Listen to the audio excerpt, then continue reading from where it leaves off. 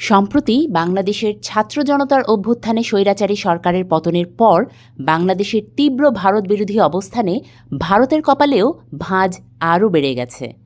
দক্ষিণ পূর্ব এশিয়ার ভূ রাজনৈতিক চিত্রের পট পরিবর্তনের পূর্বাভাসে মিডিয়া হচ্ছে তোলপাড়। ৭১ যেমন প্রত্যেকটা ঘর হয়েছিল ঔপনিবেশিক পাকিস্তানের বিরুদ্ধে দুর্গ, ঠিক তেমনি এখন রাজুর পাদদেশ, শহরগ্রামের আনাচে কানাচে এবং ফেসবুক সরব ভারতের আগ্রাসনের বিরুদ্ধে প্রতিবাদে। কেন? চলুন দেখি। ভারতের মূল ভূখণ্ডের উত্তর পূর্বাঞ্চলে অবস্থিত ৮টি রাজ্য, যাকে সংক্ষেপে নর্থ ইস্ট রিজিয়ন বা উত্তর পূর্ব অঞ্চল বলে, যেগুলো ভারতের কেন্দ্রবিন্দু নয়াদিল্লি থেকে অনেক অনেক দূরে। এই ৮টি রাজ্যের একটি সিকিম, যেটি পূর্বে স্বাধীন ও স্বতন্ত্র রাষ্ট্র ছিল।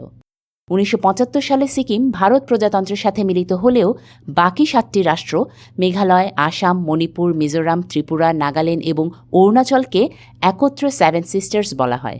ত্রিপুরার সাংবাদিক জ্যোতিপ্রসাদ সাইকিয়া এই অঞ্চলে আঞ্চলিক আন্তনির্ভরশীলতা বৃদ্ধির জন্য এমন ধারণা হাজির করেছিলেন।